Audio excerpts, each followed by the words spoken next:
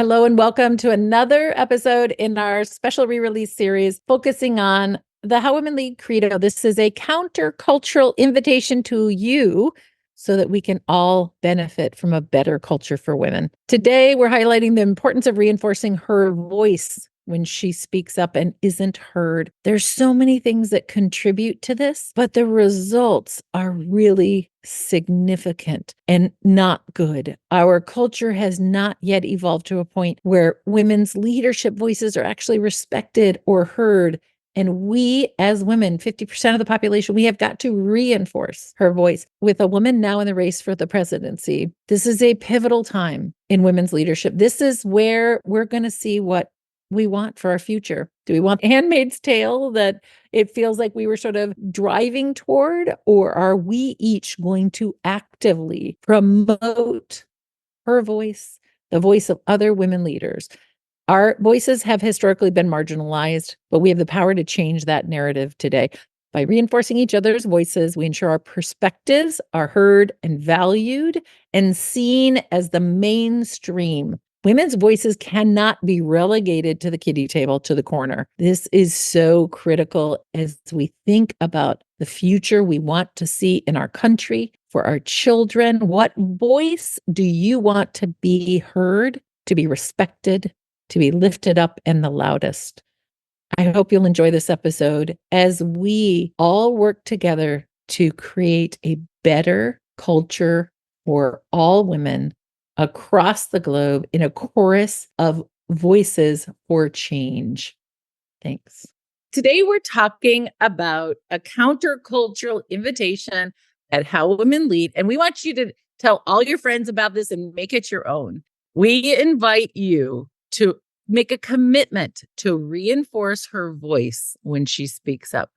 In our culture, women's voices are not heard. It is so insidious. It is literally a cultural thing. Think back from the time you were young.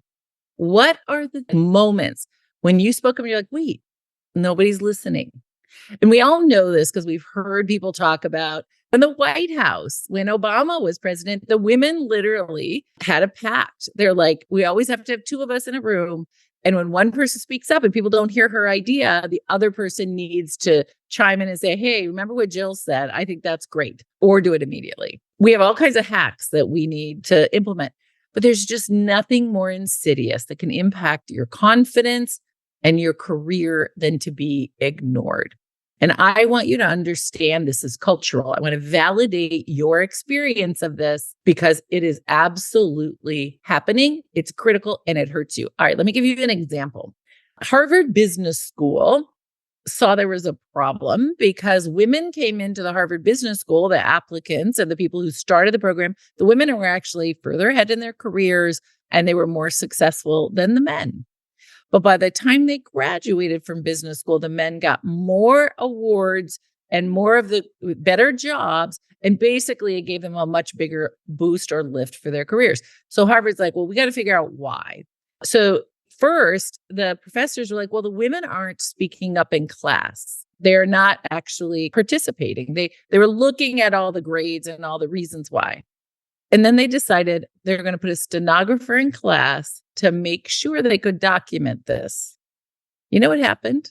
They literally found that the professors did not count, did not hear, did not validate when women were raising their hand and speaking up. They didn't hear it, literally. And they had to come up with new hacks for the professors to actually undo their bias, our cultural bias that we can't hear women.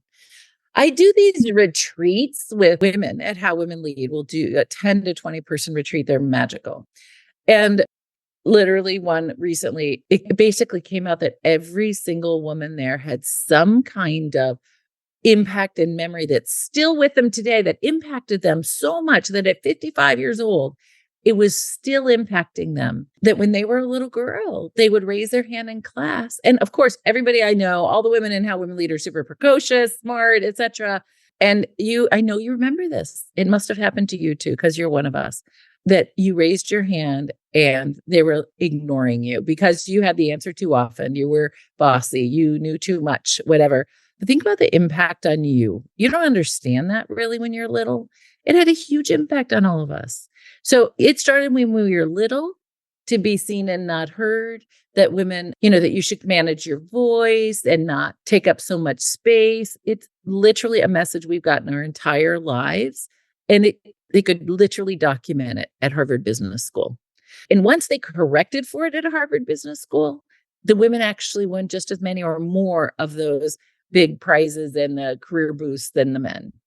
I'm not asking for permission anymore. I'm not asking for a seat at the table. My friends, this is the first generation of us. We have a huge opportunity. We have power and influence and wealth. And we can start building the tables where we get the prime seats. Today, we want to invite you to join us as investors in venture. I know no one's asked you to do it before. It might be something that seems scary or foreign, but I promise you it's not that different than investing in a mutual fund where your retirement funds are. I want you to lean in and just learn a little bit more. How about making a commitment that in the next 12 months, you can give yourself 12 months to figure it out and to take a step. I want to invite you to be part of the new table of power and influence and wealth. You're invited. I want to sit at the table with you because we're going to make big change. We're going to make the world we've been dreaming of.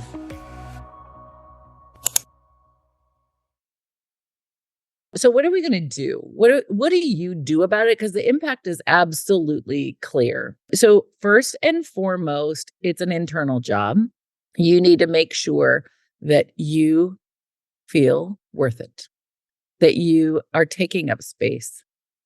But then we all need to enlist other people like they did in the Obama administration. Enlist other women to reinforce your voice. You can do it in a meeting. And just because if you know it's going to happen culturally, then you can work around it and it's not so personal, right? You can say culturally, we know this is going to happen. So therefore, let's do a workaround. So if you're going to go into a meeting, if you have, are sort of rolling something out, I have a bunch of friends who are writing books. You need to actively plan for extra effort, support, and promotions from the people around you, whether it's hiring someone or getting 20 friends together and say, hey, my book's about to go public. I need you all to go onto Amazon and go ahead and write a comment. You need to actively ask people to reinforce your voice. If you write an article and you want it to get recognition, you need to make extra special efforts to get support. And then on the flip side, each one of us needs to make a commitment every day. Go on LinkedIn, go onto some other platform. We have got to reinforce the voice of other women because they're not being heard. Culturally, we literally reject hearing women's voices. So to me, there is nothing more important than making sure your thought leadership gets out there.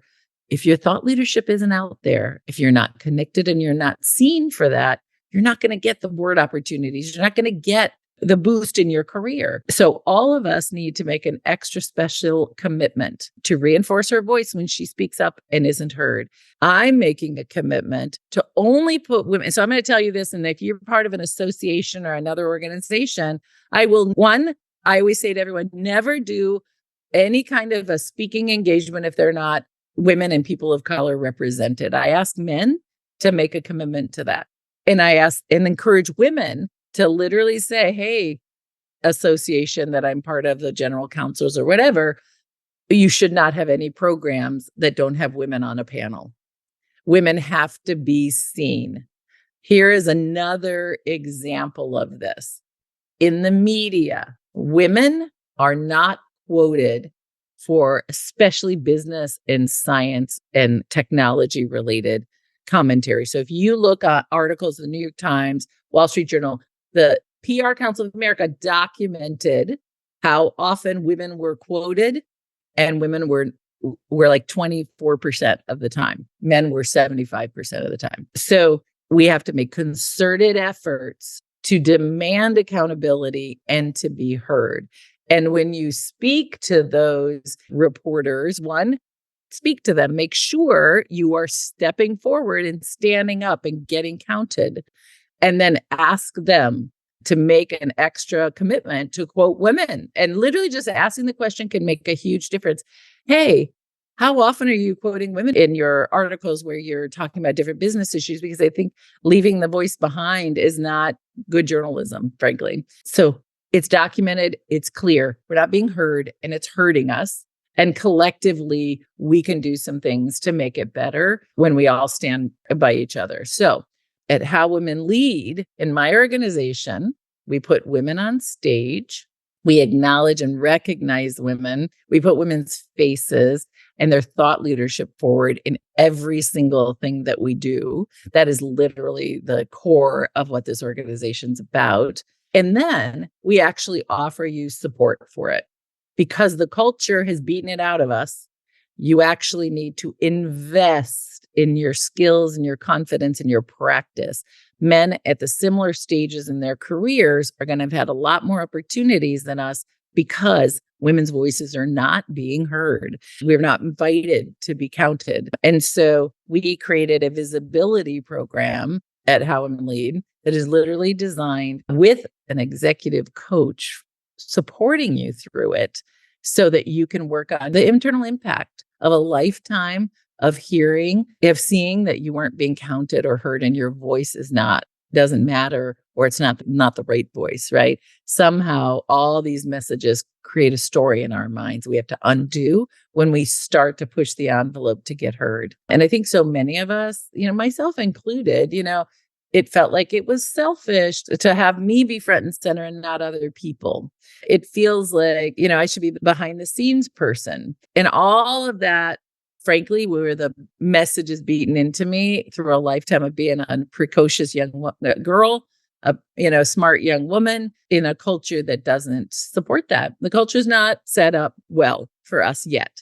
And that's our work, is we need to change the culture. And so you need to do the courageous work for our daughters of stepping forward and reinforcing the voice of the other women around you and to taking up space and being able to claim your own space. So what are you going to do today to reinforce the voice of other women? How can you do it virtually? How can you, anytime you are doing any program, anything where you promote anyone's voice, how can you make sure that women are counted, whether it's at work, in an association, or a board that you're a part of? How are you going to reinforce her voice and make sure that you've created structures where she can be heard? If you don't create a structure that shifts things, shift doesn't happen and it isn't terribly sticky. So how can you create structural changes in how the work is done so that everybody's voice gets heard? All right, my friends, reinforce her voice, make a plan, create structures, and you yourself step out there and be counted.